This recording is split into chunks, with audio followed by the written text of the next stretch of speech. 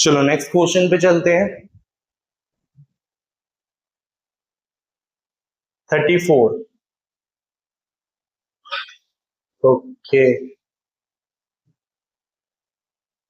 Which one of the following is used as tranquilliser.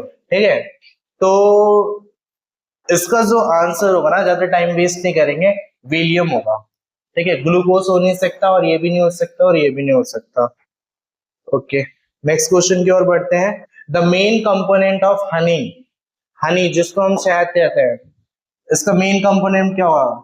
गैल्टोकॉस होगा? नहीं नहीं, ये भी नहीं होगा, ये भी नहीं होगा, इसका होगा ये फ्रक्टोस। ठीक है, नेक्स्ट क्वेश्चन क्या है? Dash is used to convert mechanical energy to into the electrical energy. तो मैकेनिकल को इलेक्ट्रिकल बनाता है डायनेमो। जो लोग बीजीएमआई खेलते हैं ना, उनमें एक फेमस प्लेयर भी है हाइड्रा डायनेमो। तो उसको तो चलो छोड़ो, अभी के लिए हम इतना याद रख लेते हैं कि डायनेमो जो है ना, वो क्या करता है? मैकेनिकल एनर्जी को इलेक्ट्रिकल एनर्जी में कन्वर्ट करता है। ठीक है,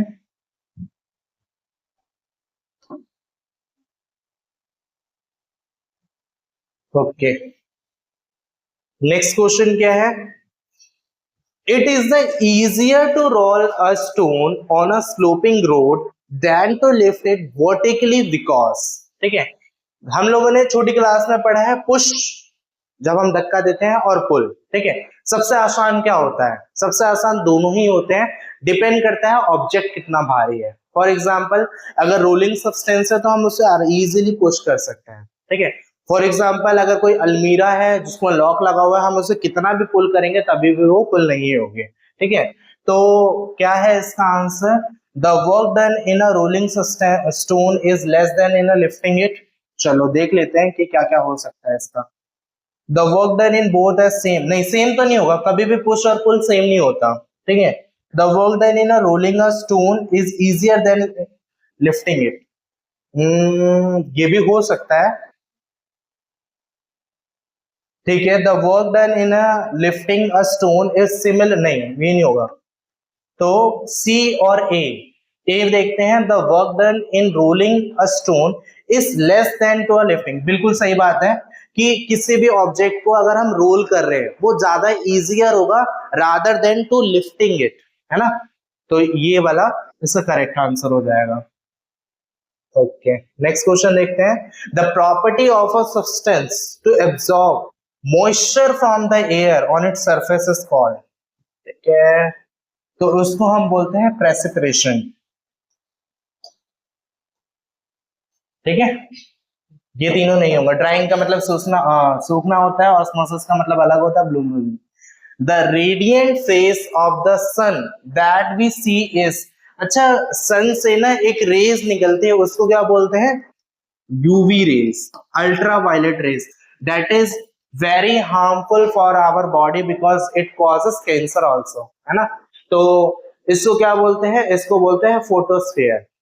फोटोस्फीयर क्यों बोलते हैं? हम लोगों ने लाइट के बारे में जब हम पढ़ रहे थे प्लांट्स में, तो एक प्रोसेस होती है जिसको हम बोलते हैं फोटोसिंथेसिस, है ना? It means plants can make their own food with the presence of light as well as resources, जो वही होते हैं मिनरल्स वगैरह। तो जो सन से लाइट आ रही है, लाइट का मतलब होता है फोटो, तो photosphere is the correct answer for this.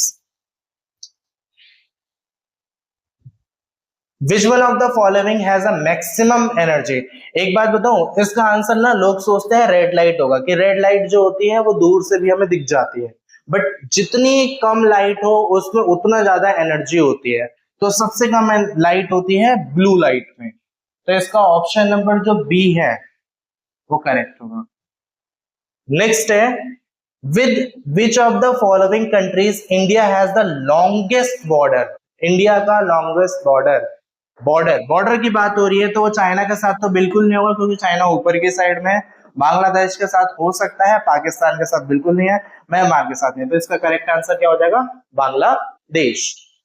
ठीक है, बांग्लादेश कब आजाद हुआ था? ये हुआ था 1971 में। किसने हेल्प करी थी? तो इंडिया ने हेल्प करी थी बांग्लादेश को बनाने में। और बांग्लादेश में एक पार्टी चलती थी जिस पार्टी का नाम है अवामी लीग।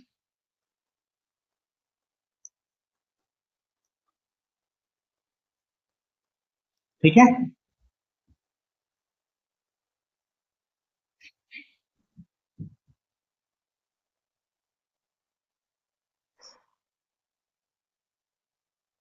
ओके, नेक्स्ट क्वेश्चन देखते हैं। Between which of the following is the come on Himalaya, जिसको कुमायून हिमालय भी बोलते हैं, सिचुएटेड। तो ये ना दो रिवर के बीच के है, और वो रिवर है सतलुज और काली रिवर। ठीक है।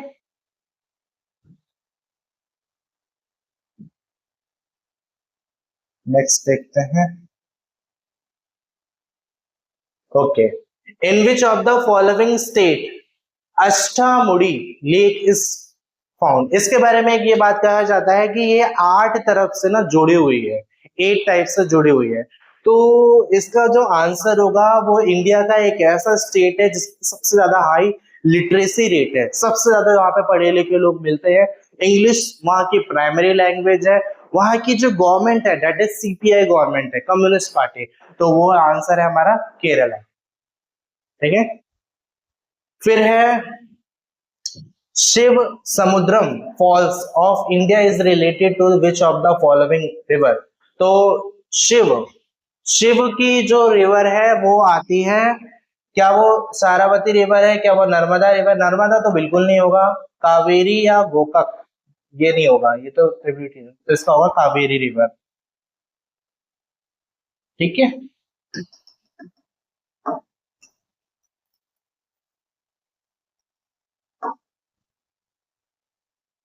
with whose cooperation was इंडल को कंपनी, वैसे कॉपरेशन कंपनी होगा, established in India related to production of aluminium. Aluminium का बात हो रही है, तो एल्युमिनियम का जो कॉपरेशन हुआ था वो हुआ था हमारा यूएसए के साथ। और यूएसए में कब हुआ था? एक नई इंडस्ट्रीज खुली थी 1958 में। ठीक है।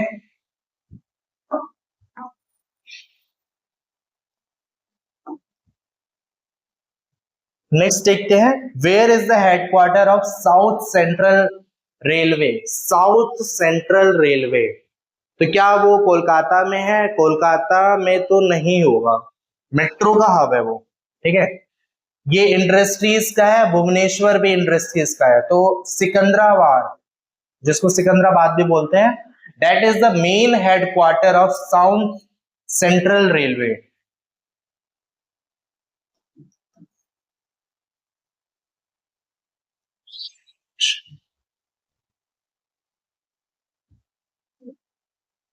नेक्स्ट क्वेश्चन क्या है? Next question, decade census was started from which of the following country?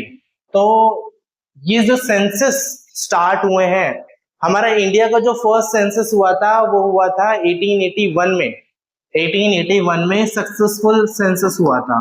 लेकिन ये हमने कहां से इंस्पायर है? तो हम इंस्पायर हैं अमेरिका से, कि हर 10 साल में हमें पॉपुलेशन सेंसस लेना है, और इससे हम पता लगाएंगे कि पॉपुलेशन कितनी बड़ी है, कितने ज्यादा लोग लिटरेट हुए हैं, कितने ज्यादा लोग डेथ मोर्टेलिटी रेट बढ़ गई है, कितने ज्यादा लोग जो है वो उनको हैप्पीनेस इंडेक्स बढ़ गया है। सबसे ज्यादा ऐसा कौन सा स्टेट है जहाँ का हैप्पीनेस इंडेक्स बहुत अच्छा है? वो है भूटान। भूटान में ऐसे लोग पाए जाते हैं जो बहुत ज्यादा खुश है, पता नहीं किस बात की खुशी है, लेकिन खुश है वो लोग।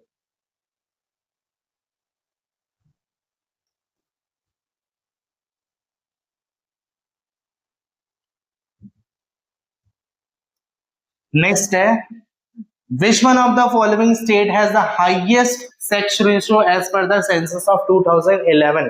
ठीक है, तो हाईएस्ट की बात हो रही है, वैसे तो केरला में है, केरला में हाईएस्ट सेक्स रेशियो मिलता है, लेकिन वहां सिंस इन चारों में वो ऑप्शंस नहीं है, तो इसका आंसर होगा तमिलनाडु, दैट इज 996 वहां का सेक्स रेशियो है।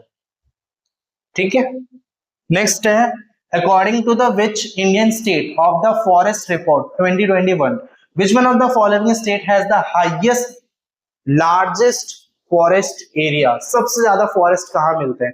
अच्छा ये बताओ, वर्ल्ड का सबसे ज्यादा फॉरेस्ट एरिया कहां पर है? तो वो है अमेजोन का फॉरेस्ट माना जाता है, जिसको अमेजोन के जंगल बोला जाता है ना, तो वो है। लेकिन अगर हम इंडिया में बात करें तो सबसे ज्यादा फॉरेस्ट एरिया जो है वो एमपी में पाया जाता है, मध्य प्रदेश, छत्तीसगढ़, झारखंड, ये ऐसे एरिया है जहां पर सबसे ज्यादा ऑयल रिसोर्सेस मिलते हैं।